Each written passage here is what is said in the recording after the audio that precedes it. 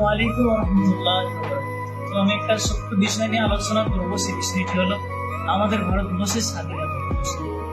তো এখনো স্বাধীনতা এক সপ্তাহ বাকি রয়েছে। তো আমি প্রতিটা ভারতবাসীকে লক্ষ্য করে একটা কথা বলবো, বিশেষ করে আমরা যারা স্কুল কলেজ এবং মাদ্রাসায় পড়ি, পড়াশোনা করছি, আগামীতে যারা করবে, প্রত্যেকের উদ্দেশ্য আমি ছোট্ট একটা বার্তা দেব।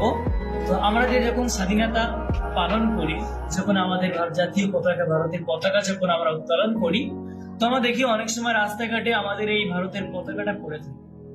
আমরা সকলে এদিকে একটু খেয়াল রাখতে হবে যে আমাদের এই ভারত স্বাধীন করতে গিয়ে অনেক মুক্তিযোদ্ধাদের প্রাণ চলে গিয়েছে। হিন্দু, মুসলিম, খ্রিস্টান, জৈন, সাইন সকলে কাঁধে কাঁধ মিলিয়ে সেদিন আমরা এই দেশকে স্বাধীন করেছিল আমাদের দেশটা।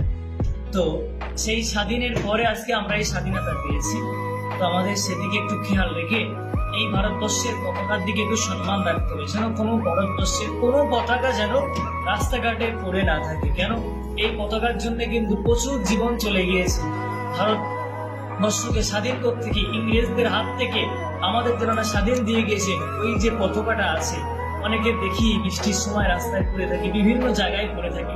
তো আমরা সকলে ওই পতাকার সম্মান দেব এবং চেষ্টা করবো মানে স্বাধীনতার পতাকাটা যেন রাস্তাঘাটে কিংবা কোথাও যেন পড়ে না থাকে। যদি বা পড়ে থাকে, আমরা সম্মানের সহিত সেটা তুলে আমরা